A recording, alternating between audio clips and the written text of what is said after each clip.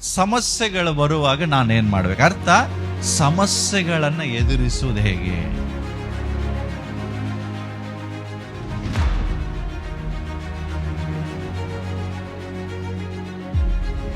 ಸಮಸ್ಯೆಗಳು ಬರುವಾಗ ಯಾವ ಮನುಷ್ಯ ದೇವರ ಮೇಲೆ ನಂಬಿಕೆ ಇಟ್ಟು ಪ್ರಾರ್ಥನೆ ಮಾಡ್ತಾ ಇರ್ತಾನೋ ಅವನು ಸಮಸ್ಯೆಗಳನ್ನ ಬೆಟ್ಟವಾಗಿ ನೋಡುವುದಿಲ್ಲ, ಸಮಸ್ಯೆಗಳನ್ನ ಗುಡ್ಡವಾಗಿ ನೋಡುವುದಿಲ್ಲ, ಸಮಸ್ಯೆಗಳನ್ನ ಭಯವಾಗಿ ನೋಡುವುದಿಲ್ಲ.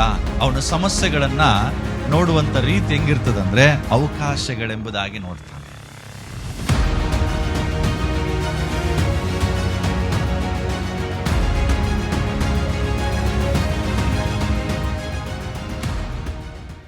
ಕರ್ತನ ಮಹಿಮೆಯುಳ್ಳ ನಾಮಕ್ಕೆ ಸ್ತೋತ್ರ.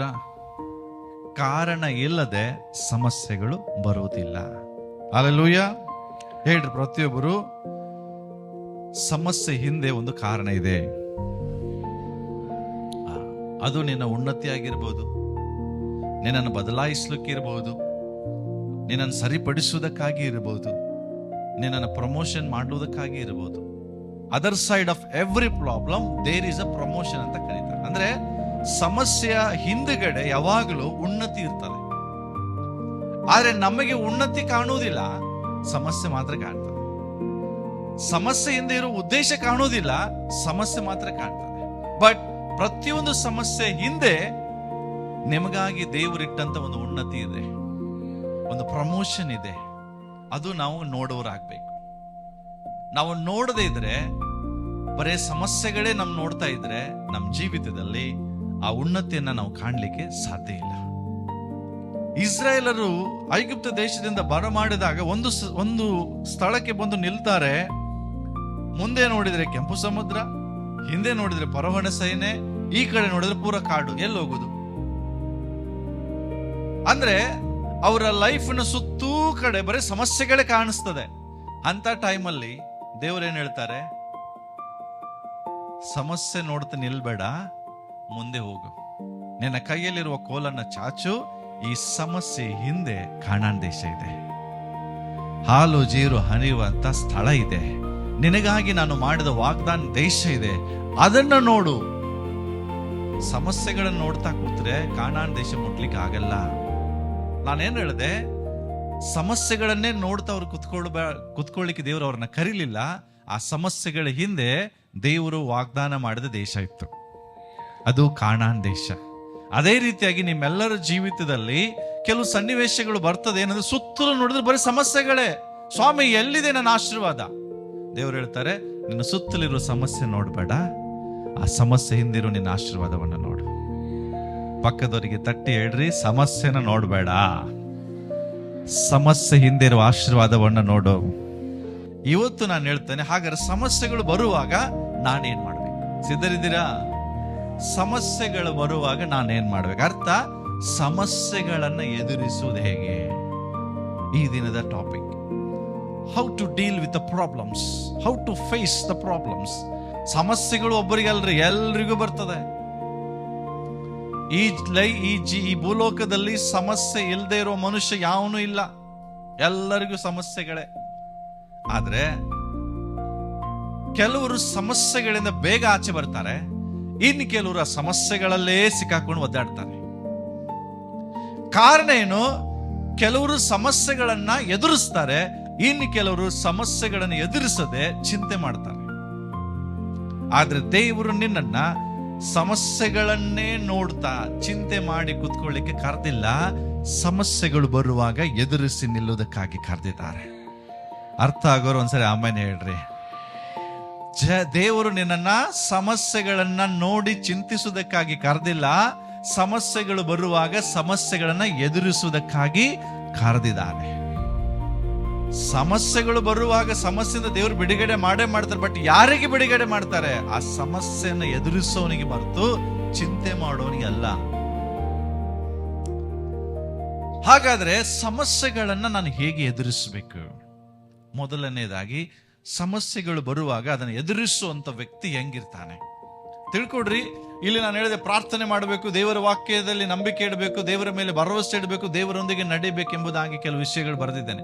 ಎಸ್, ಸಮಸ್ಯೆಗಳು ಬರುವಾಗ ಇವೆಲ್ಲವನ್ನ ಮಾಡಬೇಕು. ಬಟ್ ಇವನ್ನೆಲ್ಲವನ್ನ ಯಾರು ಮಾಡ್ತಾರೋ ಅವ್ರು ಹೆಂಗಿರ್ತಾರ ಅಂತ ಹೇಳಿಕಿದ್ದೇನೆ ನಾನು. ನೀವು ನಿಜವಾಗ್ಲೂ ಸಮಸ್ಯೆಗಳು ಬರುವಾಗ ಪ್ರಾರ್ಥಿಸುವ ವ್ಯಕ್ತಿಯಾಗಿದೆಯಾ? ಸಮಸ್ಯೆಗಳು ಬರುವಾಗ ದೇವರ ವಾಕ್ಯದ ಮೇಲೆ ಭರವಸೆ ಇಡುವಂತ ವ್ಯಕ್ತಿಯಾಗಿದೆಯಾ? ಸಮಸ್ಯೆಗಳು ಬರುವಾಗ ದೇವರ ಮೇಲೆ ನಂಬಿಕೆ ಇಡುವ ವ್ಯಕ್ತಿ ನೀನಾಗಿದೆಯಾ? ಸಮಸ್ಯೆಗಳು ಬರುವಾಗಲೂ ದೇವರೊಟ್ಟಿಗೆ ನಡೆಯುವ ವ್ಯಕ್ತಿ ನೀನಾಗಿದ್ರೆ ನೀನು ಸಮಸ್ಯೆಗಳನ್ನ ಹೇಗೆ ಸ್ವೀಕರಿಸ್ತೀಯ ಅಂತ ಒಬ್ಬ ಬೈಬಲ್ ಅಲ್ಲಿ ಒಬ್ಬ ವ್ಯಕ್ತಿಯ ಬಗ್ಗೆ ಇವತ್ತು ನಾನು ನಿಮಗೆ ಹೇಳಿ ಇವತ್ತಿನ ಸಂದೇಶವನ್ನು ನಾನು ನಿಮಗೆ ಹೇಳಿದ್ದೇನೆ ಪ್ರಿಯರೇ. ಆ ವ್ಯಕ್ತಿ ಜೀವಿತದಲ್ಲಿ ಸಮಸ್ಯೆಗಳು ಬರುವಾಗ ಅವನು ಹೆಂಗೆ ಎದುರಿಸಿದ, ನಾವು ಅದನ್ನು ಹೇಗೆ ಎದುರಿಸಬೇಕು. ಫಸ್ಟ್, ಸಮಸ್ಯೆಗಳು ಬರುವಾಗ ಯಾವ ಮನುಷ್ಯ ದೇವರ ಮೇಲೆ ನಂಬಿಕೆ ಇಟ್ಟು ಪ್ರಾರ್ಥನೆ ಮಾಡ್ತಾ ಇರ್ತಾನೋ ಅವನು ಸಮಸ್ಯೆಗಳನ್ನ ಬೆಟ್ಟವಾಗಿ ನೋಡುವುದಿಲ್ಲ, ಸಮಸ್ಯೆಗಳನ್ನ ಗುಡ್ಡವಾಗಿ ನೋಡುವುದಿಲ್ಲ, ಸಮಸ್ಯೆಗಳನ್ನ ಭಯವಾಗಿ ನೋಡುವುದಿಲ್ಲ. ಅವನು ಸಮಸ್ಯೆಗಳನ್ನ ನೋಡುವಂತ ರೀತಿ ಹೆಂಗಿರ್ತದಂದ್ರೆ ಅವಕಾಶಗಳೆಂಬುದಾಗಿ ನೋಡ್ತಾನೆ. ಪಕ್ಕದವರೆಗೆ ಹೇಳ್ರಿ, ಸಮಸ್ಯೆಗಳನ್ನ ಅವಕಾಶಗಳಾಗಿ ನೋಡು. See the problems as the opportunities. ಸಮಸ್ಯೆಗಳು ಬರುವಾಗ ಒಂದು ತಿಳ್ಕೊಡ್ರಿ, ದೇವರು ಏನೋ ಒಂದು ಅವಕಾಶ ಕೊಡ್ತಿದ್ದಾನೆ. ಏನೋ ನನ್ನ ಜೀವಿತದಲ್ಲಿ ನಡೀತಾ ಇದೆ, ಆ ನಡೆಯುವುದಕ್ಕಾಗಿ ದೇವರೊಂದು ಅವಕಾಶ ಕೊಡ್ತಿದ್ದಾನೆ. ಸಮಸ್ಯೆಗಳನ್ನ ಅವಕಾಶಗಳ ಹಾಗೆ ನೀವು ನೋಡ್ರಿ, ಸುಮ್ಮನೆ ನೋಡ್ಬೇಡ್ರಿ. ನಿಮಗೆ ನಾನು ಒಂದು ಸಾರಿ ಯಾವುದೋ ಒಂದು ವಿಷಯ ಹೇಳುವಾಗ ಒಬ್ಬರ ಎಕ್ಸಾಂಪಲ್ ಕೊಟ್ಟಿದ್ದೆ. ಅದೇ ಎಕ್ಸಾಂಪಲ್ ನಾನು ನಿಮಗೆ ಮತ್ತೆ ನೆನಪು ಮಾಡ್ಲಿಕ್ಕೆ ಇಷ್ಟಪಡ್ತೇನೆ. ಥಾಮಸ್ ಎಲ್ವಾ ಎಡಿಸನ್ ಬಗ್ಗೆ ನಾನು ಹೇಳಿದ್ದೆ. ಕೆಲವು ಜನರಿಗೆ ನೆನಪಿದೆಯೋ ಇಲ್ಲೋ ಗೊತ್ತಿಲ್ಲ. ನಾನು ಹೇಳುವಂಥದ್ದು ಸುಮ್ಮನೆ ಯಾವುದೋ ಒಂದು ಕತೆ ಅಲ್ಲ, ಸತ್ಯವಾದ ಘಟನೆ. ನಿಮಗೆ ಕಡೆ ಕೆಲವರು ಮೊಬೈಲ್ಗಳನ್ನ ಸರ್ಚ್ ಮಾಡೋರು ಭಾಳ ಇರುವುದಾದ್ರೆ ನೀವು ಗೂಗಲ್ ಅಲ್ಲಿ ಹೋಗಿ ಡಿಸೆಂಬರ್ 10 ಡಿಸೆಂಬರ್ 10 1914 ಬರೆದಿಟ್ಕೊಡ್ರಿ. ಡಿಸೆಂಬರ್ 10ನೇ ತಾರೀಕು 1914 ಇಸ್ವಿಯಲ್ಲಿ ಥಾಮಸ್ ಎಲ್ವಾ ಎಡಿಸನ್ ಜೀವಿತದಲ್ಲಿ ಒಂದು ಘಟನೆ ನಡೀತು. ಅದು ಯಾವ ಘಟನೆ ಅಂದ್ರೆ, Thomas Alva Edison was a scientist. ನಿಮ್ಗೆ ಎಲ್ಲರಿಗೂ ಗೊತ್ತು, ಅವನೊಬ್ಬ ಸೈಂಟಿಸ್ಟ್. ಲೈಟ್ ಅನ್ನು ಕಂಡು ಹಿಡಿದಿದ್ದಾನೆ. ಅವನು ಬರೀ ಕಂಡು ಹಿಡಿದಷ್ಟೇ ಅಲ್ಲ, ಒಂದು ದೊಡ್ಡ ಕಂಡು ಹಿಡಿದಾಗ ಅವನ ಅನ್ವೇಷಣೆ ಮಾಡ್ತಾ ಇರುವಾಗ ಅವನದೇ ಆದಂತ ಒಂದು ದೊಡ್ಡ ಫ್ಯಾಕ್ಟರಿ, ಒಂದು ಲ್ಯಾಬ್ ಅನ್ನು ಅವನು ರೆಡಿ ಮಾಡಿದ. ಆ ಒಂದು ಲ್ಯಾಬ್ ಅಲ್ಲಿ ಅನೇಕ ವಿಧವಾದಂತ ಎಲೆಕ್ಟ್ರಿಕಲ್ ಐಟಮ್ಸ್ ಗಳನ್ನ ರಿಸರ್ಚ್ ಮಾಡ್ತಾ ಇದ್ದವನು. ಭಯಂಕರ ನೂರಾರು ಜನರು ಕೆಲಸ ಕೊಡುವಂತ ಒಂದು ದೊಡ್ಡ famous scientist Thomas Alva Edison. ಇವನ ಜೀವಿತದಲ್ಲಿ 1914 ಇಸ್ವಿ ಡಿಸೆಂಬರ್ 10ನೇ ತಾರೀಕಿಗೆ ರಾತ್ರಿ ಇವನದೇ ಫ್ಯಾಕ್ಟರಿಯಲ್ಲಿ ಶಾರ್ಟ್ ಸರ್ಕ್ಯೂಟ್ ಆಗಿ ಇಡೀ ಫ್ಯಾಕ್ಟರಿ ಸುಟ್ಟೋಗ್ಬಿಡ್ತು. ಅವನು ಮಾಡಿದ ಎಲ್ಲ ಇನ್ವೆನ್ಷನ್ಗಳು, ಅವನು ಕಂಡಿಡಿದಂತ ಎಲ್ಲಾ ರಿಸರ್ಚ್ಗಳು, ಎಲ್ಲ ಡಾಕ್ಯುಮೆಂಟ್ಸ್ಗಳು ಎಲ್ಲ ಒಂದೇ ಫ್ಯಾಕ್ಟರಿಯಲ್ಲಿ ಲ್ಯಾಬ್ ಅಲ್ಲಿ ಇತ್ತು. ಇಡೀ ಒಂದೇ ರಾತ್ರಿಯಲ್ಲಿ ಶಾರ್ಟ್ ಸರ್ಕ್ಯೂಟ್ ಇಂದ ಏನಾಯ್ತು, ಎಲ್ಲ ಸುಟ್ಟೋಯ್ತು. ಆಗ ಥಾಮಸ್ ಎಲ್ವಾ ಎಡಿಸನ್ಗೆ 67 ವರ್ಷ. ಮಗ ಪಕ್ಕದಲ್ಲಿ ಬಂದು ನಿಂತ್ಕೊಂಡು ಒಂಥರ ದುಃಖದಲ್ಲಿ ಶಾಕ್ ಆಗಿ ಕಣ್ಣು ಮುಂದೆ ಸುಟ್ಟು ಹೋಗ್ತಿರುವಂತ ಫ್ಯಾಕ್ಟರಿ ನೋಡ್ತಾ ನಿಂತಿದ್ದಾನೆ. ಅಪ್ಪ ಅವನ ಪಕ್ಕದಲ್ಲೇ ನಿಂತ್ಕೊಂಡು ನಿಂತಿದ್ದಾನೆ. ಬೆಳಗಿನ ಜಾವ ಎಲ್ಲ ಕೆಲಸ ಮಾಡುವಂತ ವರ್ಕರ್ಸ್ ಕರೆದ. ರಾತ್ರಿ ಸುಟ್ಟೋಯ್ತು, ಬೆಳಗ್ಗೆ ಬಂದು ನಿಂತಿದ್ದಾನೆ, ಎಲ್ಲ ಸುಡ್ತಾ ಇದೆ ಮುಂದೆ. ಎಲ್ಲಾ ಕೆಲಸಗಾರನ ಮುಂದೆ ಕರ್ಕೊಂಬಂದ್ರು. ಕರೆದು ಒಂದೇ ಹೇಳ್ದ, ಈಗ ನನಗೆ 67 ವರ್ಷ. ಇಷ್ಟು ವರ್ಷ ನಾನು ಮಾಡಿದ್ದು ಎಲ್ಲ ನನ್ನ ಅನ್ವೇಷಣೆಗಳು ಸುಟ್ಟು ಹೋಗಿದೆ. ಆದ್ರೆ ನಾಳೆಯಿಂದ ನಾನು ಹೊಸ ಪ್ರಾರಂಭವನ್ನು ಮಾಡ್ತಿದ್ದೇನೆ. ಏನ್ ಹೇಳ್ದ? ಮತ್ತೆ ನಾಳೆ ನಾನು ಈ ಲ್ಯಾಬ್ ಅನ್ನ ಕಟ್ಟುವಂತ ಕೆಲಸವನ್ನ ಮಾಡ್ತೇನೆ. ನಾಳೆಯಿಂದ ಮತ್ತೆ ನಮ್ಮ ಹೊಸ ಫ್ಯಾಕ್ಟರಿ ರೆಡಿ ಆಗ್ತದೆ. ಜಸ್ಟ್ ಇಮ್ಯಾಜಿನ್ ಮಾಡ್ರಿ, ಇಡೀ ವರ್ಷವೆಲ್ಲ ಆತನ್ನು ಕಂಡು ಹಿಡಿದು ಪ್ರಯಾಸ ಪಟ್ಟಂತ ಒಂದು ದೊಡ್ಡ ಆಸ್ತಿ ಅಂದ್ರೆ ಅದೊಂದು ಫ್ಯಾಕ್ಟರಿ. ಅದೇ ಸುಟ್ಟು ಹೋದ ಮೇಲೆ ಅವನೇನ್ ಹೇಳ್ತಿದ್ದಾನೆ, ನಾಳೆಯಿಂದ ನಾವು ಹೊಸ ಪ್ರಾರಂಭವನ್ನು ಮಾಡ್ತಿದ್ದೇವೆ. ಅವಾಗ ಹೇಳಿದ್ರೆ ಅವ್ರಪ್ಪ ಹೇಳ್ತಾನೆ, ಡ್ಯಾಡಿ ನೀನ್ ಏನ್ ಹೇಳ್ತಾ ಇದೀಯಾ, ಈವಾಗ್ಲೇ ಸುಟ್ಟಿದೆ, ನೀನ್ ನಾಳೆ ಬೆಳಗ್ಗೆ ಶುರು ಮಾಡ್ತೀಯಾ? ಎಸ್. ಯಾಕೆ? ಅವನು ಹೇಳುದೇನು ಗೊತ್ತಾ, ನನ್ನ ಸಾಧನೆಗಳು ಕೂಡ ಸುಟ್ಟ ಜೊತೆಗೆ ನಾನು ಮಾಡಿದ ತಪ್ಪುಗಳು ಸಹ ಇವತ್ತು ಸುಟ್ಟೋಯ್ತು. ಏನ್ ಹೇಳ್ದ? ನನ್ನ ಮಿಸ್ಟೇಕ್ಗಳು ಎಲ್ಲ ಸುಟ್ಟು ಹೋಗಿದ್ದಾವೆ. ಆದ್ರಿಂದ ದೇವರು ನಂಗೆ ಮತ್ತೊಂದು ಹೊಸ ಅವಕಾಶ ಕೊಟ್ಟಿದ್ದ, ನಾನು ಮಿಸ್ಟೇಕ್ ಮಾಡದ ಹಾಗೆ ಮತ್ತೆ ಹೊಸ ಪ್ರಾರಂಭ ನಾನು ಮಾಡ್ತೇನೆ. ಸ್ವಲ್ಪ ವರ್ಷಗಳಲ್ಲಿ ಮತ್ತೆ ಅದಕ್ಕಿಂತ ದೊಡ್ಡ ಫ್ಯಾಕ್ಟರ್ ಒಂದು ಕಟ್ಟಿದ ಪ್ರಿಯ. ಯಾಕೆ? ಇಂಥ ಒಂದು ಸಮಸ್ಯೆ ಅವನ ಜೀವಿತದಲ್ಲಿ ಎದುರಾದಾಗ ಅವನು ಚಿಂತೆ ಮಾಡ್ತಾ ಮೂಲೆಯಲ್ಲಿ ಕೂತ್ಕೊಳ್ಳಿಲ್ಲ. ಈ ಸಮಸ್ಯೆಯನ್ನ ಅವಕಾಶ ಅಂತ ನೋಡ್ದ. ಇವತ್ತು ನಮ್ಮ ಜೀವಿತದಲ್ಲಿ ಸಮಸ್ಯೆಗಳು ಬರುವಾಗ ನಾವೇನ್ ಮಾಡ್ತೇವೆ? ಚಿಂತೆ ಮಾಡ್ತೇವೆ. ಈ ತರ ದೊಡ್ಡ ಘಟನೆ, ಈ ತರ ದೊಡ್ಡ ಲಾಸ್ ಏನಾಗಿರೋದಿಲ್ಲ ನಮ್ಮ ಲೈಫಲ್ಲಿ. ಆಗೋ ಸಣ್ಣ ಪುಟ್ಟ ಸಮಸ್ಯೆಗಳಷ್ಟೇ, ಅದೇನ್ ಬಾಳ ಇರಲ್ಲ. ಅದನ್ನೇ ಬೆಟ್ಟವಾಗಿ ಮಾಡ್ಕೊಂಡ್ಬಿಟ್ಟಿರ್ತೇವೆ. ಸ್ವಲ್ಪ ಸಮಸ್ಯೆಗಳು. ನಾನು ನಿನ್ನೆ ದಿವಸ ಎಲ್ರಿಗೂ ಗೊತ್ತಿರ್ಬೋದು, ಸೋಷಿಯಲ್ ಮೀಡಿಯಾದಲ್ಲಿ ಹರಡ್ತಾ ಇದೆ. ಒಂದು ಮಗಗೆ ತಂದೆ ಐಫೋನ್ ಕೊಡಿಸ್ಲಿಲ್ಲ ಮಹಾರಾಷ್ಟ್ರದಲ್ಲಿ. ಎಲ್ಲರೂ ನೋಡಿರ್ಬೋದು ವಿಡಿಯೋಗಳು. ನಿನ್ನೆ ಆಯ್ತು ಘಟನೆ. ನಿನ್ನೆನ ಮೊನ್ನೆ ಮಗ ಬೆಟ್ಟದ ಮೇಲೆ ನಿಂತ್ಕೊಂಡು ಸೂಸೈಡ್ ಮಾಡ್ಲಿಕ್ಕೆ ಹೋದ. ಅಪ್ಪ ಅಮ್ಮ ಇಬ್ರು ಅದಲ್ಲೇ ಇದ್ದಾರೆ.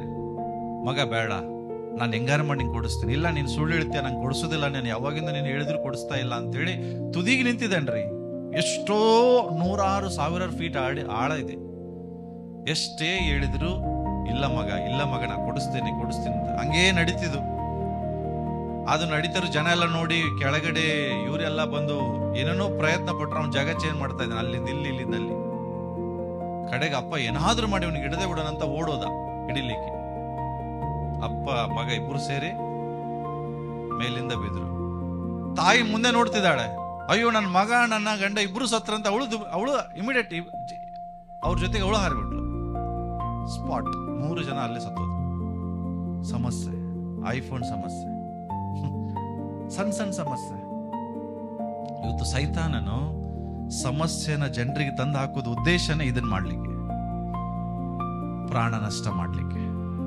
ಆದ್ರೆ ದೇವರು ನಿನ್ನ ಜೀವಿತದಲ್ಲಿ ಸಮಸ್ಯೆಯನ್ನು ಬರಮಾಡೋದು ನಿನ್ನ ನಾಶ ಮಾಡ್ಲಿಕ್ಕಲ್ಲ, ನಿನ್ನನ್ನು ಉದ್ಧರಿಸುವುದಕ್ಕಾಗಿ. ಅದಕ್ಕಾಗಿ ನಾವೇನ್ ಮಾಡ್ಬೇಕು? ಸಮಸ್ಯೆಗಳು ಬರುವಾಗ ಅಯ್ಯೋ ನನ್ನ ಜೀವಿತ ಹೀಗಾಯ್ತು ಅಂತ ಅಳುವುದಲ್ಲ, ಸಮಸ್ಯೆಗಳನ್ನ ಅವಕಾಶಗಳಾಗಿ ನೋಡ್ರಿ. ಎಸ್, ನನ್ನ ಜೀವಿತದಲ್ಲಿ ಸಮಸ್ಯೆ ಬಂದಿದೆ, ಬಟ್ ಡೋಂಟ್ ವರಿ, ನನ್ನ ಜೊತೆಗೆ ದೇವರಿದ್ದಾರೆ. ಇದು ನನ್ನ ಜೀವಿತದಲ್ಲಿ ಏನೋ ಒಂದು ಸಂಗತಿ ಮಾಡ್ಲಿಕ್ಕೆ ಬಂದಿದೆ. ನನ್ನನ್ನು ಬದಲಾಯಿಸಲಿಕ್ಕೆ ಬಂದಿರಬಹುದು, ನನ್ನನ್ನು ಪರಿವರ್ತನೆ ಮಾಡ್ಲಿಕ್ಕೆ ಬಂದಿರಬಹುದು, ಅಥವಾ ನನ್ನನ್ನು ಉನ್ನತಿಗೆ ತಗೊಂಡ್ಬರ್ಲಿಕ್ಕೆ ಬಂದಿರಬಹುದು. ಕಾರಣ ಇದೆ. ಕಾರಣ ಇಲ್ಲದೆ ಸಮಸ್ಯೆ ನನ್ನ ಜೀವಿತದಲ್ಲಿ ಬರಲ್ಲ. ಹಲ್ಲೆಲೂಯಾ. ತಿಳ್ಕೊಡ್ರಿ, ಬೈಬಲಲ್ಲಿ ಎಷ್ಟೋ ವ್ಯಕ್ತಿಗಳಿದಾವೆ, ಸಮಸ್ಯೆಗಳು ಬಂದಾಗಲೇ ಅವರನ್ನ ದೇವರು ಉನ್ನತಿಗೇರಿಸಿದಂತೆ ಎಷ್ಟೋ ಉದಾಹರಣೆಗಳಿದ್ದಾವೆ. ಅಷ್ಟೇ ಅಲ್ಲ, ಕೆಲವು ಸಮಯದಲ್ಲಿ ಏನಾಗ್ತದೆ, ನಮಗೆ ಬರುವ ಸಮಸ್ಯೆ ಜನರ ಮನಸ್ಥಿತಿಯನ್ನು ಬದಲಾಯಿಸ್ತವೆ. ಬೈಬಲ್ ಅಲ್ಲಿ ಶದ್ರಕ್, ಮೇಷಕ್, ಅಬೇದ್ನೆಗೋಳಿಗೆ ಒಂದು ಸಮಸ್ಯೆ ಎದುರಾಯ್ತು. ಏನ್ ಸಮಸ್ಯೆ? ಫಸ್ಟ್ ದೇವರನ್ನ ಬಿಟ್ಟು ಒಬ್ಬ ವ್ಯಕ್ತಿಗೆ ಅಡ್ಡ ಬೀಳ್ಬೇಕು. ಭಯಂಕರವಾದ ಇಕ್ಕಟ್ಟಿನ ಪರಿಸ್ಥಿತಿ. ನೆಬೂಕದ್ನೆಚ್ಚರನ ಪ್ರತಿಮೆ ಉಂಟಾಗಿದೆ, ಅದಕ್ಕೆ ಅವರು ಅಡ್ಡ ಬೀಳ್ಬೇಕು. ಆದ್ರೆ ಅವರು ಅಂತ ಸಮಸ್ಯೆಯಲ್ಲಿ ಬಂದಾಗ ದೇವರ ವಾಕ್ಯಕ್ಕೆ ದೃಢವಾಗಿ ನಿಂತರು. ಅದಕ್ಕೆ ಡಬಲ್ ಸಮಸ್ಯೆ ಬಂತು. ಏನು? ರಾಜನ ಆಜ್ಞೆಯನ್ನು ಉಲ್ಲಂಘಿಸಿದ್ದಕ್ಕಾಗಿ ಬೆಂಕಿಯಲ್ಲಿ ಹಾಕಿದ್ರು. ಬೆಂಕಿ ಎಂಬ ಸಮಸ್ಯೆ. ಆ ಸಮಸ್ಯೆಯಲ್ಲಿ ಸಹ ಅವರೊಟ್ಟಿಗೆ ದೇವರಿದ್ರು. ಆ ಸಮಸ್ಯೆ ಬಂದಾಗ ದೇವರು ಅವರನ್ನ ಕಾಪಾಡಿದ್ರು. ಈ ಸಮಸ್ಯೆಯಿಂದ ಯಾರ ಮನಸ್ಸು ಬದಲಾಯಿತು?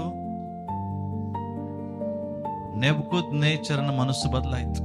ತಿಳ್ಕೊಡ್ರಿ, ಕೆಲವು ಸಾರಿ ನಿಮಗೆ ಬರೋ ಸಮಸ್ಯೆಗಳು ಜನರ ಮನಸ್ಥಿತಿಯನ್ನು ಬದಲಾಯಿಸ್ತವೆ, ಇನ್ನೊಬ್ಬರ ಲೈಫ್ ಅನ್ನು ಬದಲಾಯಿಸ್ತದೆ. ಯಾಕೆ? ದೇವರು ನಿನ್ನ ಆ ಸಮಸ್ಯೆನ ಹೆಂಗ ಪಾರ ಮಾಡಿದಂತ ಅವ್ರು ನೋಡ್ತಿರ್ತಾರೆ. ಇಲ್ಲೇ ಇದ್ದೀರಾ? ನಿಮ್ಮ ಸಮಸ್ಯೆಗಳ ಅರ್ಥ ಏನ್ ಗೊತ್ತಾ? ಅದು ಸಾಕ್ಷಿಯಾಗಿ ಮಾರ್ಪಡ್ತವೆ.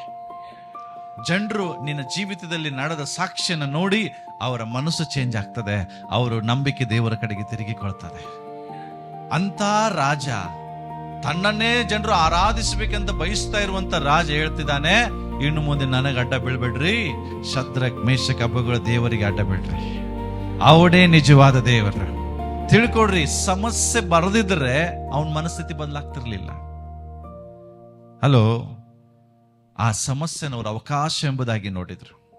ಅದೇ ಪ್ರಕಾರ ಇವತ್ತು ನಾನು ನಿಮ್ಮನ್ನು ಉತ್ತೇಜನ ಪಡಿಸ್ತಾ ಇದ್ದೇನೆ, ಸಮಸ್ಯೆಗಳನ್ನ ಅವಕಾಶಗಳಾಗಿ ತೆಗೆದುಕೊಳ್ರಿ. ಅವನ್ನ ಏನೋ ಒಂದು ಬೆಟ್ಟ ರೀತಿ ತಗೋಬೇಡ್ರಿ. ಎಸ್, ಪ್ರಾಬ್ಲಮ್ಸ್ ಎಲ್ಲರ ಲೈಫಲ್ಲಿ ಬಂದಿದೆ, ನನ್ನ ಪ್ರಾಬ್ಲಮ್ ನನ್ನ ಜೀವಿತದಲ್ಲಿ ಬಂದಿದೆ, ನಾನು ಅದನ್ನು ಎದುರಿಸ್ತೇನೆ. ಅದು ನನಗೆ ದೇವರು ಕೊಟ್ಟಂತ ಒಂದು ಅವಕಾಶ. ಹಾಗಿರುವಾಗ ಬೈಬಲ್ ನಾನು ಹೇಳಿದ ಒಬ್ಬ ವ್ಯಕ್ತಿ ಬಗ್ಗೆ ನಾನು ಮಾತನಾಡ್ತೇನೆ ಎಂಬುದಾಗಿ. ಪ್ರಿಯರೇ, ಇಸ್ರಾಯೇಲರಿಗೆ ಒಂದು ದೊಡ್ಡ ಸಮಸ್ಯೆ ಎದುರಾಗಿದೆ, ಭಯಂಕರ ದೊಡ್ಡ ಸಮಸ್ಯೆ. ಈ ಸಮಸ್ಯೆಯನ್ನ ಅವರ ಕಡೆ ಬಗೆಹರಿಸಲಿಕ್ಕೆ ಯಾವುದೇ ಮಾರ್ಗ ಇಲ್ಲ, ಯಾಕೆಂದ್ರೆ ಅಂತ ದೊಡ್ಡ ಸಮಸ್ಯೆ. ಮತ್ತೆ ಇನ್ನೊಂದೇನಂದ್ರೆ, ಈ ಸಮಸ್ಯೆಯಿಂದ ಅವ್ರ ಲೈಫಲ್ಲಿ ಅವಮಾನ ಬರ್ತಾ ಇದೆ. ಈ ಸಮಸ್ಯೆಯಿಂದ ದೇವರ ಹೆಸರು ಅಪಹಾಸ್ಯಕ್ಕೆ ಗುರಿ ಆಗ್ತಾ ಇದೆ. ಈ ಸಮಸ್ಯೆಯಿಂದ ತಮ್ಮ ರಾಜ್ಯವನ್ನು ಕಳಕೊಳ್ಳುವ ಭಯ ಇದೆ. ಅಂತ ಒಂದು ಸಮಸ್ಯೆ ಇಸ್ರಾಯೇಲರಿಗೆ, ಅಂದ್ರೆ ದೇವ ಜನರಿಗೆ ಎದುರಾಗಿದೆ. ಈ ಸಮಸ್ಯೆ ಸೌಲನ ಕಾಲದಲ್ಲಿ ಬಂತು. ಆ ಸಮಸ್ಯೆ ಹೆಸರು ಗೋಲಿಯಾತ. ಎಲ್ರಿಗೂ ಗೊತ್ತಿದೆಯಲ್ಲ? ಎಲ್ರಿಗೂ ಗೊತ್ತಿದೆಯಾ? ಈ ಒಂದು ಗೋಲಿಯಾತ ಎಂಬ ಸಮಸ್ಯೆ ಇಸ್ರಾಯೇಲರಿಗೆ ಎದುರಾದಾಗ ತಿಳ್ಕೊಡ್ರಿ, ಎವ್ರಿ ಡೇ ಗೋಲಿಯಾತ ಬರ್ತಿದ್ದ. ಬೆಳಗ್ಗೆ ಬರ್ತಿದ್ದ, ನಿಮ್ಮಲ್ಲಿ ಯಾರಾದ್ರೂ ನನ್ನನ್ನೇ ಸೋಲ್ಸೋರಿದಾರ ಬರ್ರಿ,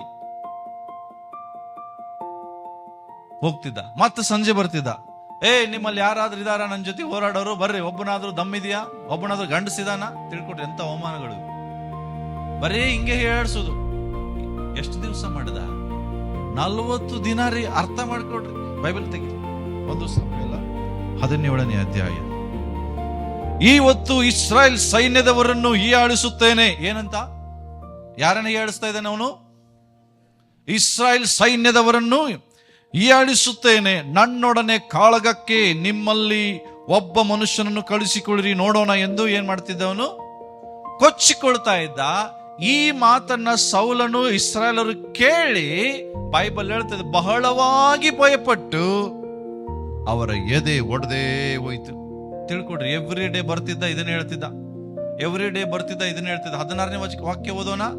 16ನೇ ವಾಕ್ಯ ಹೇಳ್ತದೆ, ಆ ಫಿಲಿಷ್ಟಿಯನು 40 ದಿವಸ ಹೊತ್ತಾರಿಯಲ್ಲಿಯೂ ಸಾಯಂಕಾಲದಲ್ಲಿಯೂ ಬಂದು ಅದೇ ಪ್ರಕಾರ ಕೂಗ್ತಾ ಇದ್ದ. ತಿಳ್ಕೊಡ್ರಿ, 40 ದಿನ ಆಯ್ತು, ಈ ಸಮಸ್ಯೆಗೆ ಪರಿಹಾರ ಇಲ್ಲ. ಪ್ರತಿದಿನ ಸೌಲ ಅಡಗಿಕೊಳ್ತಿದ್ದಾನೆ, ಪ್ರತಿದಿನ ಸೌಲ ಭಯ ಪಡ್ತಿದ್ದಾನೆ. ಅವ್ರ ಎದೆ ಒಡೆದೋಗಿದೆ. ಅಯ್ಯೋ ದೇವರೇ, ಈ ಸಮಸ್ಯೆಯಿಂದ ಬಿಡಿಸೋರು ಯಾರು? ಸೌಲ ಯಾರು? ಸೋಲಿಲ್ಲದ ಸರದಾರ ಅಂತ ಅವನ ಹೆಸರಿತ್ತು. ಈಗ ಅವ ಫಿಲಿಷ್ಟಿಯನ್ಗೆ ಎದುರ್ತಿದ್ದಾನೆ. ಯಾಕೆ? ಅವನ ಸೈಜ್ 9.7 ಫೀಟ್.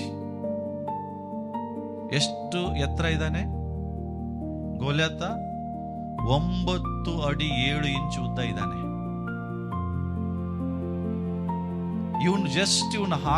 ಅವನು ಹಾಕಿಕೊಳ್ಳುವಂತ ಹೆಲ್ಮೆಟ್, ಇವನ ಕವಚ, ಅದನ್ನ ತೂಕ ಮಾಡಿದ್ರೆ ಅದನ್ನ ಒಂದು ಕೈಲಿ ಎತ್ತೋಕ್ಕಾಗುದಿಲ್ಲ, ಅಷ್ಟು ವೇಟ್ ಇರುವಂತ ಒಂದು ಆಯುಧಗಳನ್ನು ಅವನು ಧರಿಸಿಕೊಳ್ತಿದ್ದ. ಇಲ್ಲಿ ಬರೆದದೆ 4ನೇ ವಚನದಲ್ಲಿ, ಒಬ್ಬ ಗೋಲಿಯಾತನೆಂಬ ಮನುಷ್ಯನು ರಣಶೂರನು ಬಿದ್ದ. ಅವನು 6.5 ಮೊಳ ಎತ್ತರ ಅಂತ ಬರ್ತಿದ್ದೀನಿ. 6.5 ಮೊಳ ಅಂದ್ರೆ ಏನ್ ಗೊತ್ತಾ ನಿಮಗೆ? ಫೀಟ್ ಅಲ್ಲ, ಮೊಳ. Exactly 9.7 feet. ಅವನ ಶಿರಸ್ತ್ರಾಣ ಎದುರಿದಿತ್ತು, ತಾಮ್ರದಿತ್ತಂತ. ಅದು ಹೆಂಗಿತ್ತು ಗೊತ್ತಾ? ಲೋಹದ ಬಿಲ್ಲೆಗಳಿಂದ ಪರೆಪರೆಯಾಗಿ ಜೋಡಿಸಲ್ಪಟ್ಟು ಅವನ ಕವಚವು 5,000 ರೂಪಾಯಿ ತೂಕ ಇತ್ತಂತೆ. 5,000 ರೂಪಾಯಿ ನೋಟ್ ಅಲ್ಲ, 5,000 ರೂಪಾಯಿ ನಾಣ್ಯಗಳು ತೂಕ. ನಿಮ್ಗೆ ಗೊತ್ತಾ ನಾಣ್ಯ? 10 ರೂಪಾಯಿ ಕಾಯಿನ್ ನಾಣ್ಯ ತೂಕ ಗೊತ್ತಾ? 10 ರೂಪಾಯಿ. ಬಟ್ ಈಗಿನ 10 ರೂಪಾಯಿ ಬಹಳ ವೇಟ್ಲೆಸ್. ಬಟ್ ಆಗಿನ ಅವರ ನಾಣ್ಯಗಳು ಭಯಂಕರವಾದ ತೂಕ. ಅಂತದ್ 5,000 ರೂಪಾಯಿ 10 ರೂಪಾಯಿ ಇಡ್ರಿ ನೋಡೋಣ. 10 ರೂಪಾಯಿ ಗಟ್ಟಿ ಇಡ್ರಿ, ಎಷ್ಟು ತೂಕ ಬರ್ತದೆ? 10 ರೂಪೀಸ್ ಕಾಯಿನ್, 10 ರೂಪೀಸ್ ಕಾಯಿನ್ಗಳನ್ನ 5,000 ರೂಪಾಯಿ ಮಾಡ್ರಿ, ಎಷ್ಟು ವೇಟ್ ಬರ್ತದಲ್ಲ. ಅವನ್ ಬೈಬಲ್ ಅಲ್ಲಿ ಬರ್ತದೆ ಏನಂತೆ? ಅವನ ಕವಚ ಅಷ್ಟಿತ್ತಂತ. ಬರೀ ಅವನ ಕವಚದ ವೇಟ್ ಅಷ್ಟಿತ್ತು. ಅಂದ್ರೆ ಇಮ್ಯಾಜಿನ್ ಮಾಡ್ರಿ, ಅವನ ಆಕಾರ ಇರುವುದನ್ನ ನೋಡಿದ ನಂತರ ಅಲ್ಲಿರುವ ಜನರು ಎಷ್ಟು ಭಯಪೀಡಿತರಾಗಿರಬಹುದು. ಅವರಿಗೆ ಅನಿಸ್ತು, ಈ ಸಮಸ್ಯೆಯಿಂದ ನಮ್ಮನ್ನು ಬಿಡಿಸೋರು ಯಾರು ಸ್ವಾಮಿ? ಡೈಲಿ ಬರ್ತಾನೆ, 40 ದಿನ, ಬೆಳಗ್ಗೆ ಬರ್ತಾನೆ, ಸಂಜೆ ಬರ್ತಾನೆ, ನಾಷ್ಟ ಆಗಿದ್ದೆ ಬರ್ತಾನೆ, ರಾತ್ರಿ ಊಟಕ್ಕಿಂತ ಮುಂಚೆ ಬರ್ತಾನೆ. ಇದನ್ನೇ ಕೂಗ್ತಾನೆ. ಇವರಿಗೆ ದಿನ ಇದನ್ನ ಕೇಳಿ ಕೇಳಿ ಕೇಳಿ ಕೇಳಿ ಇವ್ರು ಎದೆ ಒಡೆದೋಗಿ ಸೌಲ ಹೊರಗೆ ಬರುವುದಿಲ್ಲ. ಯಾಕೆ ಹೇಳ್ರಿ?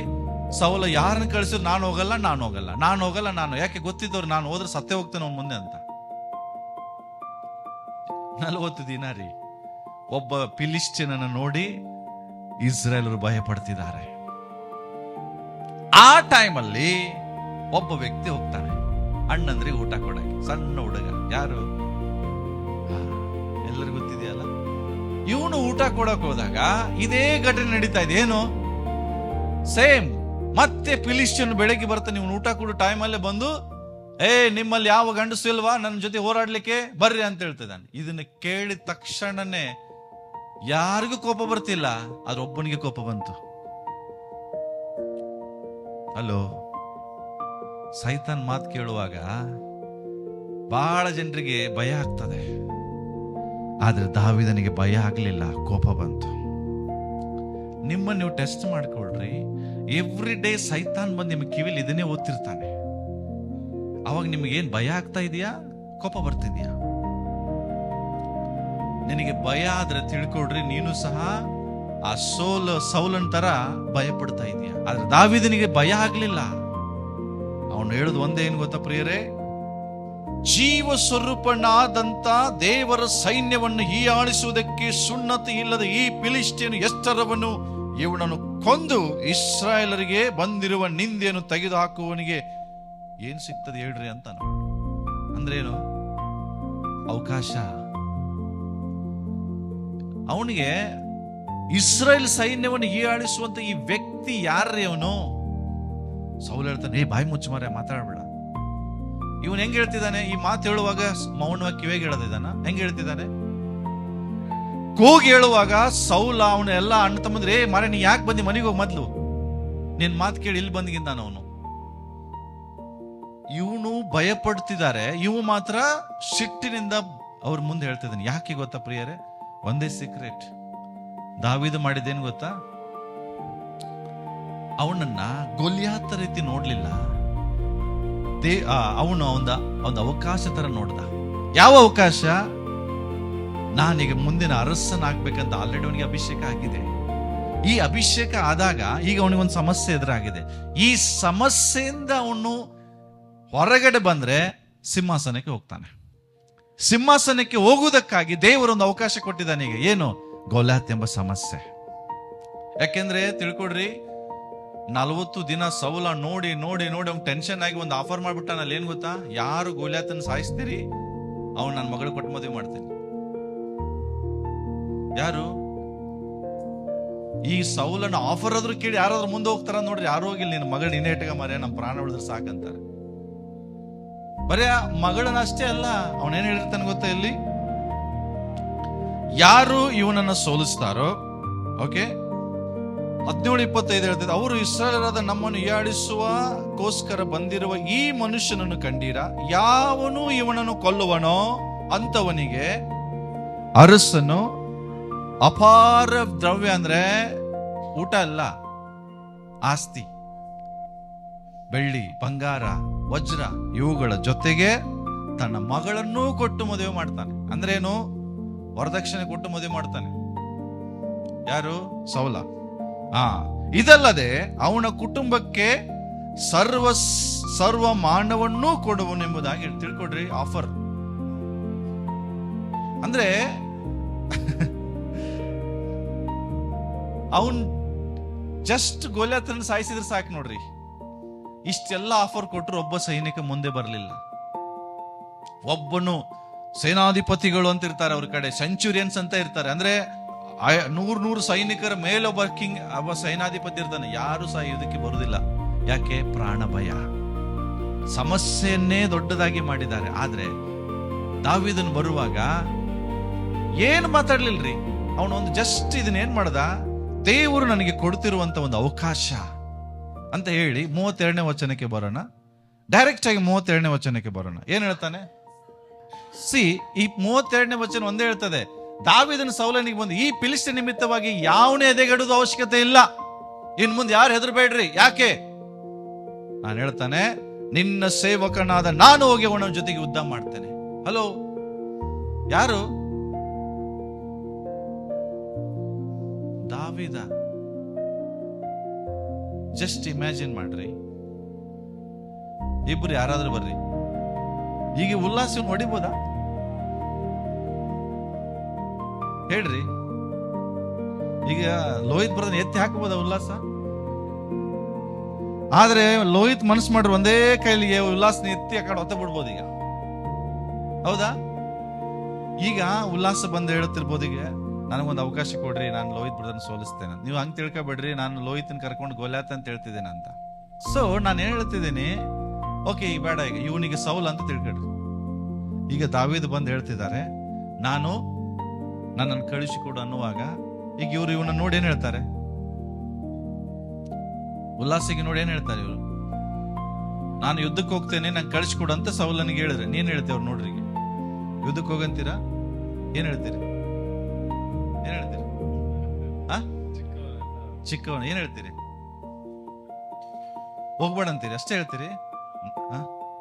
ನಾನಾದ್ರೆ ಏನ್ ಹೇಳ್ತಿದ್ದೆ, ಮಗ ನಿಂದಿನ್ನು ಹಾಲು ಕುಡಿಂಬ ವಯಸ್ಸಪ್ಪ, ಮನೆಗೆ ಹೋಗು, ಮಮ್ಮಿ ಚಂದಾಗಿ ಅಡಿಗೆ ಮಾಡಿರ್ತಾರೆ, ಊಟ ಮಾಡಿ ಮಲಕು ಅಂತ ಹೇಳ್ತಾರೆ, ಹೌದಾ? ಅದನ್ನೇ ಯಾರು ಹೇಳಿದ್ರು? ಸೌಲ್ ಹೇಳ್ದ. ಯಾಕೆ? ಈ ಹುಡುಗ ಗೋಲ್ಯಾತನ ಹೆಂಗೆ ಸಾಯಿಸ್ತಾನೆ. ಆದ್ರೆ ಈ ಹುಡುಗ ಏನ್ ಹೇಳ್ತಿದ್ದಾನೆ? ಐ ವಿಲ್ ಫೈಟ್, ನಾನು ಹೋಗಿ ಏನ್ ಮಾಡ್ತೇನೆ? ಯುದ್ಧ ಮಾಡ್ತೇನೆ, ಅವನ ಜೊತೆಗೆ ನಾನು ಹೋರಾಡ್ತೇನೆ, ಅವನನ್ನು ನಾನು ಸಾಯಿಸ್ತೇನೆ. ಅಷ್ಟು ಡೈರೆಕ್ಟ್ ಹೇಳ್ತೇನೆ, ನಾನು ಐ ವಿಲ್ ಕಿಲ್ ಹಿಮ್, ನಾನು ಅವನು ಸಾಯಿಸ್ತೇನೆ. ಅವಾಗ ಏನ್ ಹೇಳ್ತಿದ್ದಾನೆ? ಬೇಡ ಮಗ, ನೀನು ಹೋಗು, ಬೇಡ. ಅವನು ಹೇಳ್ತಾನೆ, ನೋ, ನನಗೆ ಎಕ್ಸ್ಪೀರಿಯನ್ಸ್ ಇದೆ. ಏನ್ ಹೇಳ್ತಾನೆ ಅವನು? ನನಗೆ ಅನುಭವ ಇದೆ. ಇವನು ಹೇಳ್ತಾನೆ, ನನಗೆ ಗೋಲ್ಯಾತನ ಸಾಯಿಸೋ ಅನುಭವ ಇದೆ. ಗೋಲ್ಯಾತನ ಹೆಂಗ್ ಸಾಯಿಸ್ತಿ? ನಿಂಗೆ ಯಾವ ಅನುಭವ ಇದೆ? ಅವನು ಹೇಳ್ತಾನೆ, ನಾನು ಸಿಂಹನ್ ಸಾಯಿಸಿದ್ದೇನೆ, ಕರಡಿಯನ್ನು ಸಾಯಿಸಿದ್ದೇನೆ, ಇವನನ್ನು ಸಾಯಿಸ್ತೇನೆ. ಸಿ, ಅವನಲ್ಲಿರುವಂತ ಕಾನ್ಫಿಡೆಂಟ್ ಅನ್ನು ಅರ್ಥ ಮಾಡಿಕೊಡ್ರಿ, ಅವನಲ್ಲಿರುವಂತ ಭರವಸೆ, ಅವನ ಆತ್ಮವಿಶ್ವಾಸವನ್ನು ಅರ್ಥ ಮಾಡಿಕೊಡ್ರಿ. ಅವನು ಸಮಸ್ಯೆಯನ್ನು ದೊಡ್ಡದಾಗಿ ನೋಡ್ತಿಲ್ಲ, ಅವನ ಸಮಸ್ಯೆಯನ್ನ ಚಿಕ್ಕದಾಗಿ ನೋಡ್ತಿದ್ದಾನೆ. ಯಾಕೆ ಚಿಕ್ಕದಾಗಿ ನೋಡ್ತಿದ್ದಾನೆ? ಅವನಿಗೆ ಗೊತ್ತು, ಈ ಸಮಸ್ಯೆಗಿಂತ ನನ್ನ ದೇವರು ದೊಡ್ಡವನಾಗಿದ್ದಾನೆ. ಸಮಸ್ಯೆಗಳು ಬರುವಾಗ ತಾವೇ ಪರಿಹಾರವನ್ನು ಕಂಡುಹಿಡಿತಾರೆ. ಆ ಪರಿಹಾರ ಹೆಂಗಿರ್ತದೆ? ದೇವರ ಚಿತ್ತಕ್ಕೆ ವಿರೋಧವಾಗಿರ್ತದೆ.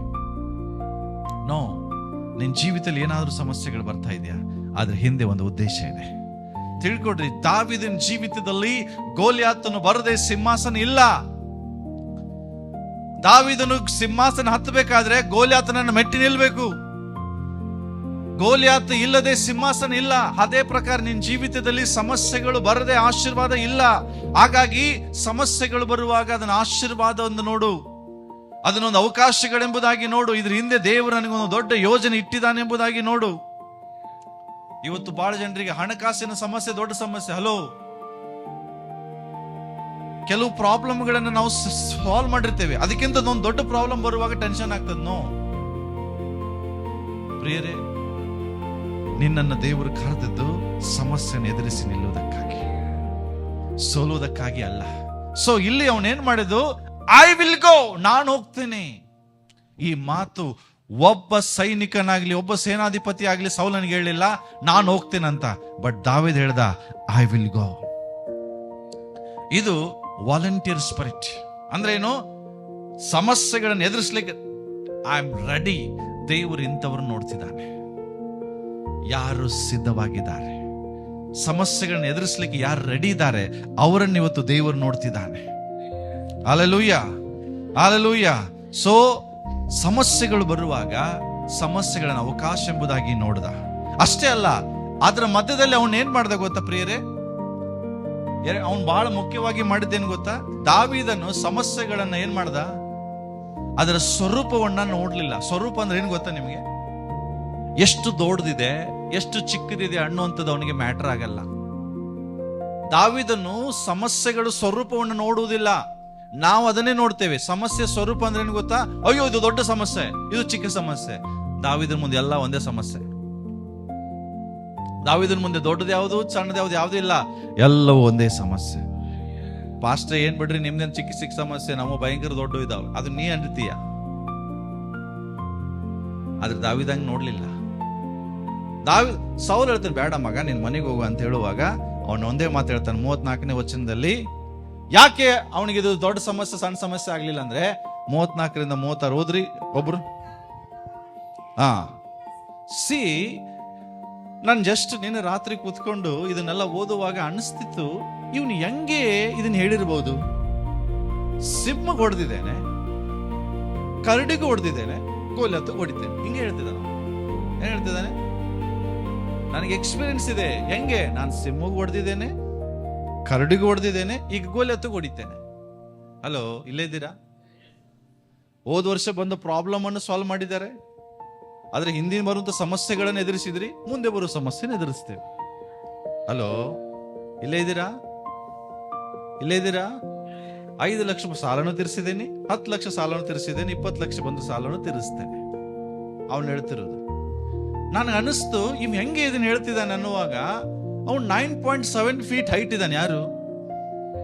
ಗೋಲಿಯಾತ. ಅವನು ಹೇಳ್ತಿದ್ದಾನೆ, ನನಗೆಲ್ಲಾ ಸಮಸ್ಯೆ ಒಂದೇ ರೀ, ಯಾವುದು ದೊಡ್ಡದು ಯಾವುದು ಸಣ್ಣದಿಲ್ಲ. ಯಾಕೆಂದ್ರೆ ಅವನು ಸಮಸ್ಯೆಗಳನ್ನ ದೇವರು ನೋಡೋ ರೀತಿಯಲ್ಲಿ ನೋಡ್ತಿದ್ದಾನೆ. ಸಿ, ದೇವರ ಮುಂದೆ ಎಲ್ಲಾ ಸಮಸ್ಯೆಗಳು ಒಂದೇ ರೀ. ದೇವರಿಗೆ ದೊಡ್ಡ ಸಮಸ್ಯೆ ಸಣ್ಣ ಸಮಸ್ಯೆ ಯಾವುದೇ ಇಲ್ಲ.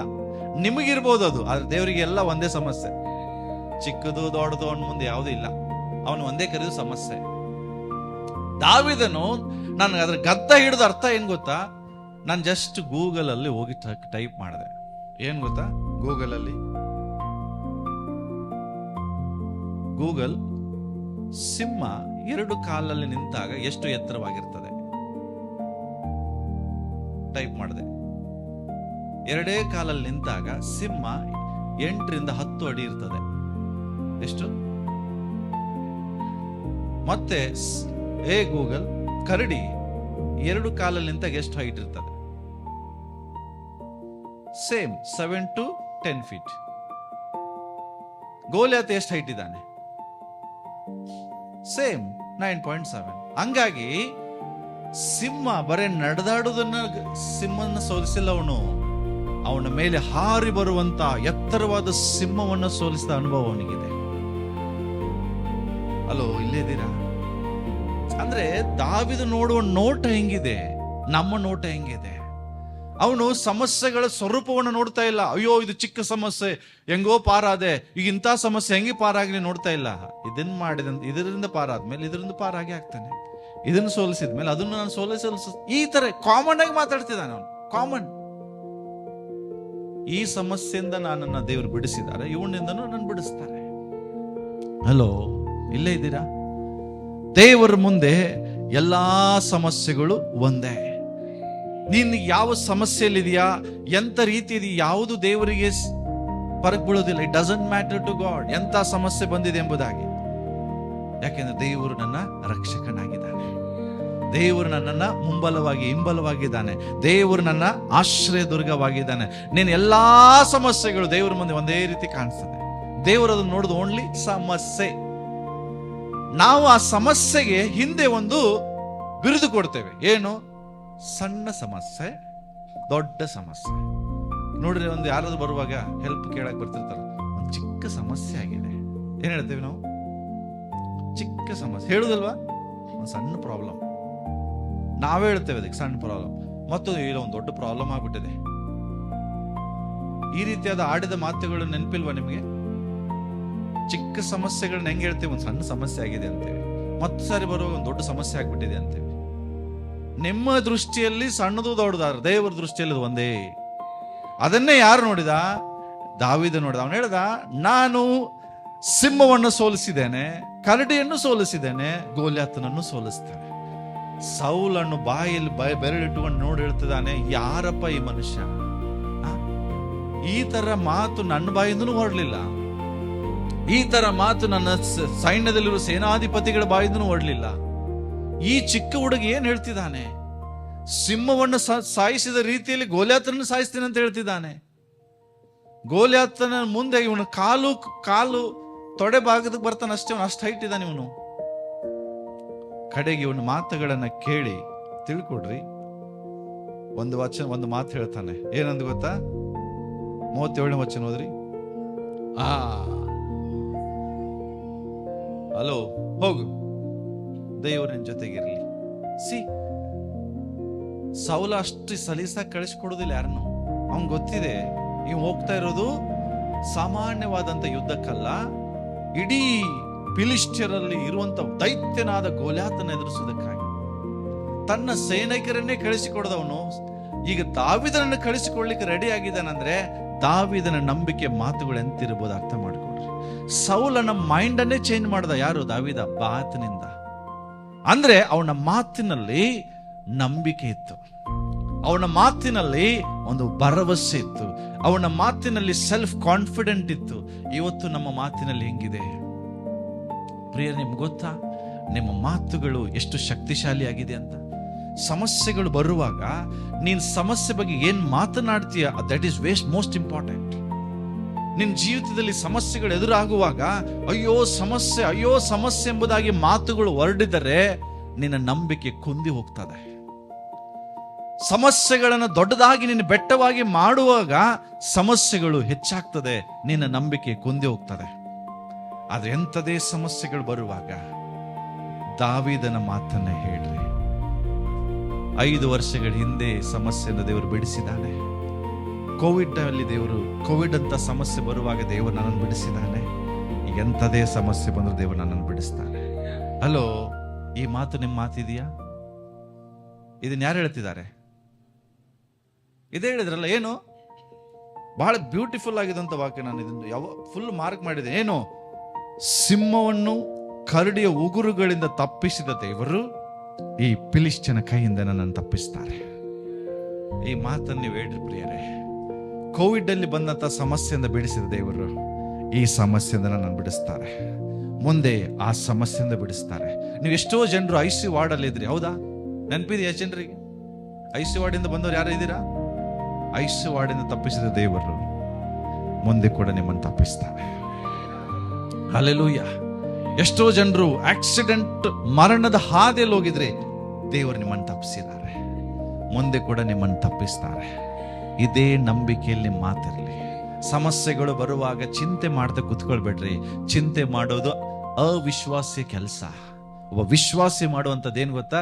ಎಂಥದೇ ಸಮಸ್ಯೆ ಬರಲಿ, ಆ ಸಮಸ್ಯೆಗಳಿಗಿಂತ ದೇವರು ದೊಡ್ಡವನಾಗಿದ್ದಾನೆ.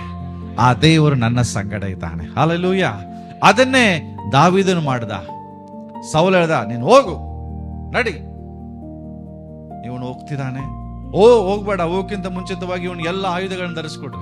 ತಿಳ್ಕೊಡ್ರಿ, ನೀವು ಮುಂದಿನ ವಚನ ಓದಿದ್ರೆ 38, 39 ಅವನಿಗೆಲ್ಲ ಈ ಶಿರಸ್ತ್ರ ಹಣವನ್ನ ಎಲ್ಲ ಕವಚವನ್ನ ಹಾಕುವಾಗ ಅವ್ನು ನಡಿಲಿಕ್ಕೂ ಆಗ್ಲಿಲ್ಲ.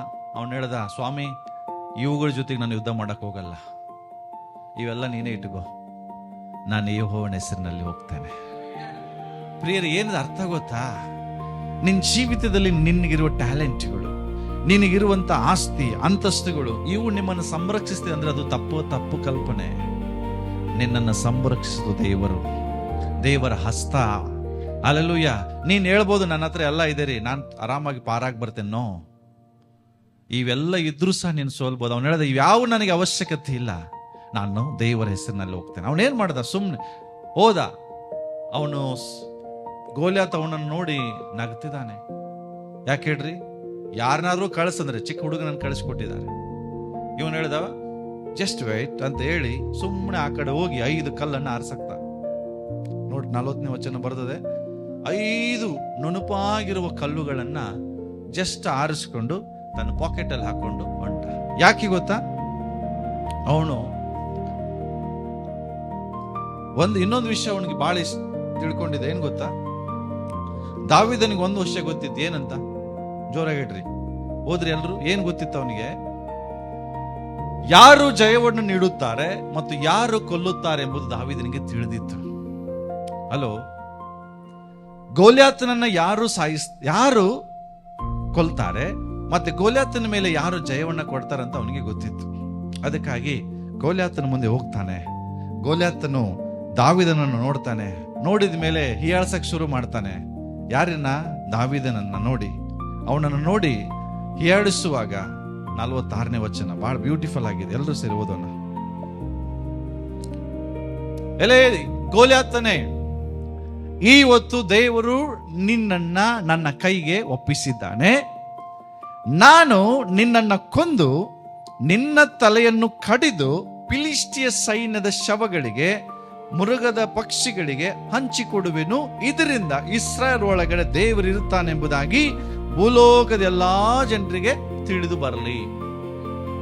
ದಾವೀದನಿಗೆ ಒಂದು ಗೊತ್ತಿತ್ತು, ಏನಂದ್ರೆ ಜಯವನ್ನು ಯಾರು ಕೊಡ್ತಾರೆ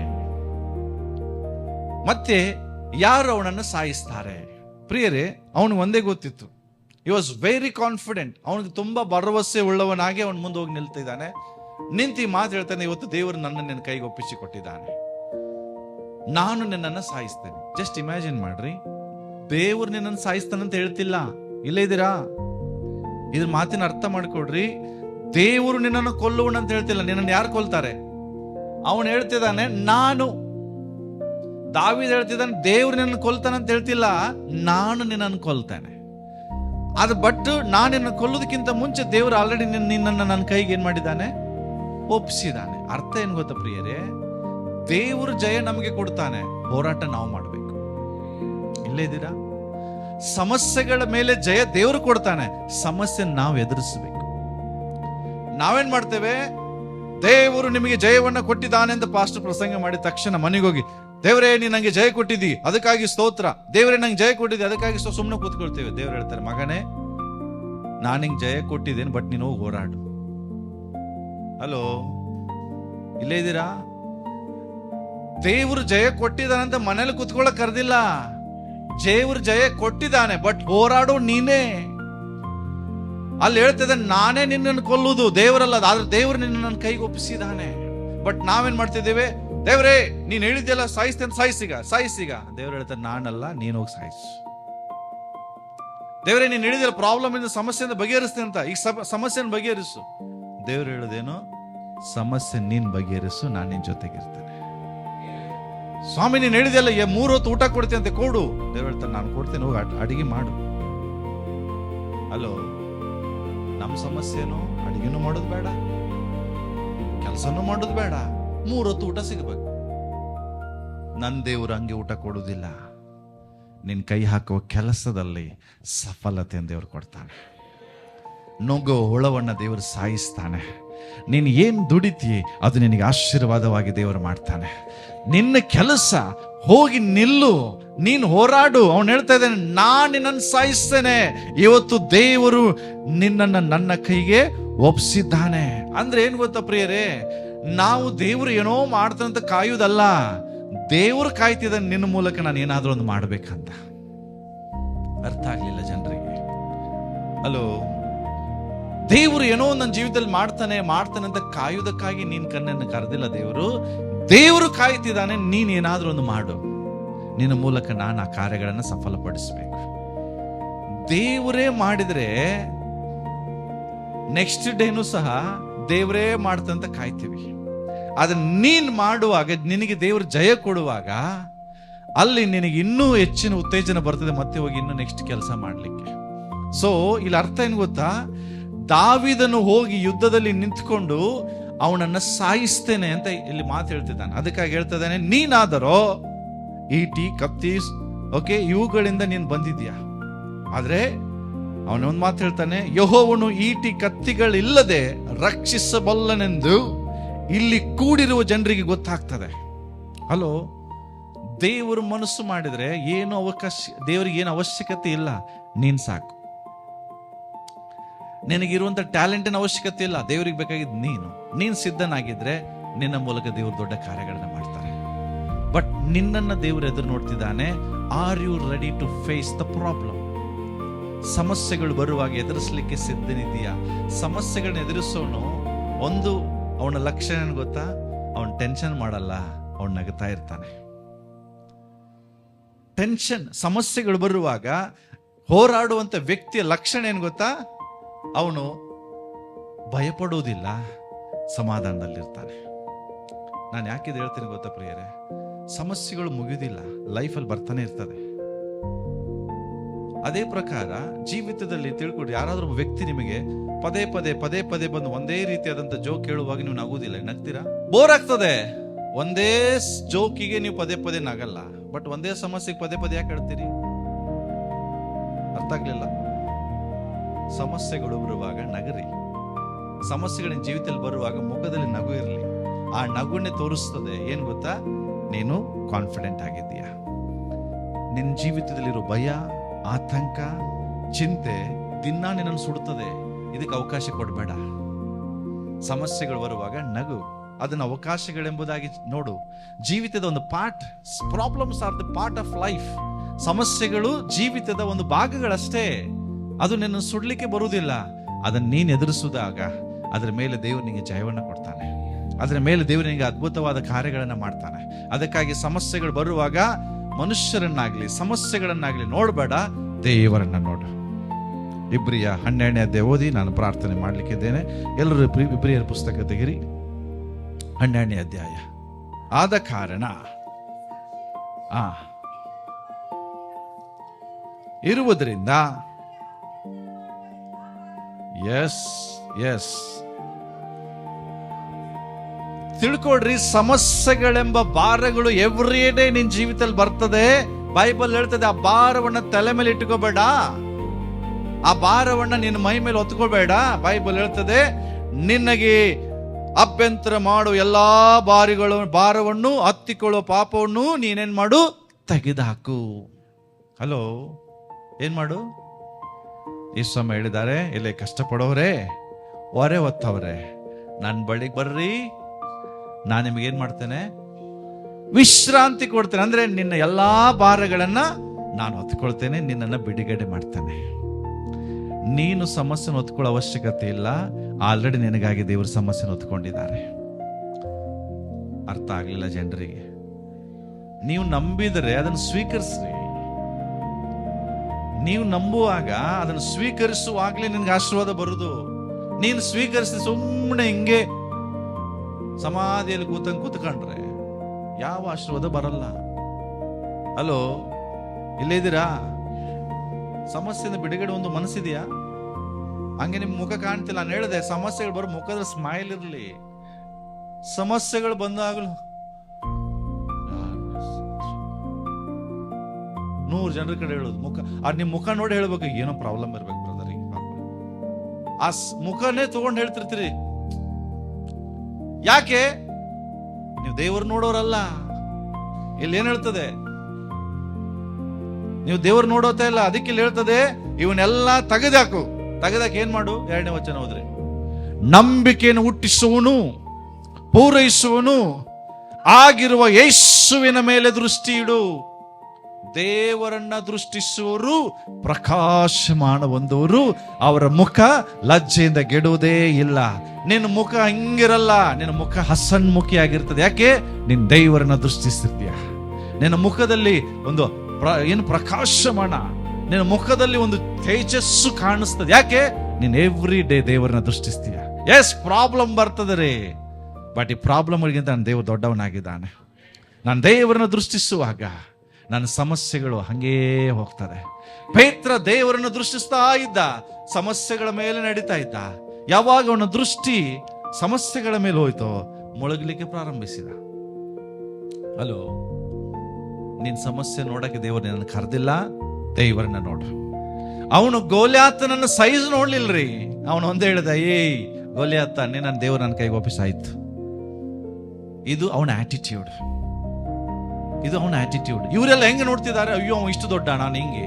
ಅವನು ಹಂಗೆ ನೋಡ್ಲಿಲ್ಲ. ನೀನು ಎಷ್ಟೇ ಎತ್ತರವಾಗಿರು, ಇವತ್ತು ದೇವರು ನನ್ನ ಕೈಗೆ ಒಪ್ಪಿಸಿದ್ದಾನೆ. ಎಷ್ಟು ಈಸಿ ಅಲ್ಲ? ನಿನ್ನನ್ನು ದೇವರು ನನ್ನ ಕೈಗೆ ಒಪ್ಪಿಸಿದ ಅಂದ್ರೆ ಮುಗಿದೋಯ್ತು. ನಿನ್ನ ಸಮಸ್ಯೆ ಎಷ್ಟೇ ದೊಡ್ಡದಾಗಿರ್ಲಿ, ನೀನು ಹೇಳು, ಸಮಸ್ಯೆ ನೀ ನನಗೇನು ಮಾಡೋಕ್ಕಾಗಲ್ಲ. ಯಾಕೆ? ನಿನಗಿಂತ ನನ್ನ ದೇವರು ದೊಡ್ಡವನಾಗಿದ್ದಾನೆ. ನಿನ್ನನ್ನು ನನ್ನ ಕೈಗೆ ಒಪ್ಪಿಸಿದ್ದಾನೆ ದೇವರು. ನಿನ್ನನ್ನು ನಾನು ಎದುರಿಸ್ತಾನೆ, ನಿನ್ನನ್ನು ನಾನು ಸೋಲಿಸ್ತೇನೆ, ನಾನು ಜಯವನ್ನು ಹೊಂದ್ತೇನೆ. ಯಾಕೆ? ಜಯ ಕೊಡುವ ದೇವರು ನನ್ನ ಜೊತೆಗಿದ್ದಾನೆ. Hallelujah, hallelujah. ಸಮಸ್ಯೆಗಳು ಬರುವಾಗ ಅದನ್ನು ಎದುರಿಸ್ರಿ, ನಗ್ರಿ, ದೇವರನ್ನು ದೃಷ್ಟಿಸ್ರಿ, ಸಮಸ್ಯೆ ತಾನೇ ಹೊರಟೋಗ್ತದೆ. ಹಾಲೆಲೂಯಾ. ಎದ್ದು ನಿಂತ್ಕೊಂಡು ನಾವು ಪ್ರಾರ್ಥನೆ ಮಾಡಿಕೊಳ್ಳೋಣ ಪ್ರಿಯರೇ.